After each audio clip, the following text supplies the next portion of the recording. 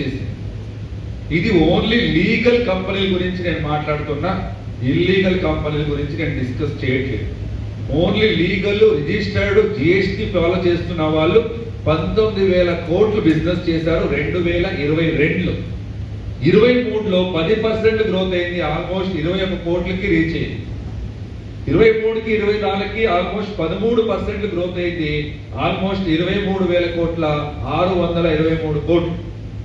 Next 24కి 26కి comparison చేస్తున్నారు, ఎంత predict అవుతుంది, ఎంత గ్రోత్ అవుతుంది అని చూసినట్లయితే ఆల్మోస్ట్ 18% గ్రోత్ అవుతుంది అని చెప్తున్నారు. అంటే 23,000 కోట్ల నుండి డైరెక్ట్ 27 నుంచి 28,000 కోట్లకి రీచ్ అవుతుంది అని చెప్తున్నారు. సో ఇక్కడ ఏదైతే డేటా చెప్పానో 10%, 13% అది ఆల్రెడీ రీచ్ అయిపోయింది. ఇప్పుడు నెక్స్ట్ ప్రిడిక్ట్ చేసింది ఎంత పర్సెంట్ వినపడలేదు, 18% గ్రోత్ అవుతుంది అని చెప్తున్నారు. బట్ ఆ 18% ఎక్కువ వచ్చి కానీ తగ్గదు.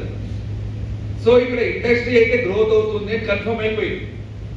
బట్ ఆ గ్రోత్ ని చూసిన తర్వాత, గ్రోత్ అవుతుంది అని తెలిసిన తర్వాత యాజ్ ఎ లీడర్ గా మనమేం ఆలోచించాలి? ఏం ఆలోచించాలండి? ఇండస్ట్రీ గ్రోత్ అవుతుంది అని కన్ఫర్మ్ అయింది, కరెక్టా? దాన్ని చూసిన తర్వాత యాజ్ ఎ డిస్ట్రిబ్యూటర్ గా, యాజ్ ఎ లీడర్ గా నేను ఏం ఆలోచించాలి? వెస్టీజ్ ఎంత గ్రోత్ అవుతుంది అని ఆలోచించాలి. Okay, very good. సో అక్కడ ఇండస్ట్రీ గ్రోత్ అవుతుంది అని కన్ఫర్మ్ అయిపోయింది. ఆ ఇండస్ట్రీ గ్రోత్ లో నేను ఎంత గ్రోత్ అవ్వాలి, నా టీం ఎంత గ్రోత్ అవ్వాలి, నా కంపెనీ ఎంత గ్రోత్ అవ్వాలి అని మనం ఆలోచించాలి. Yes or no?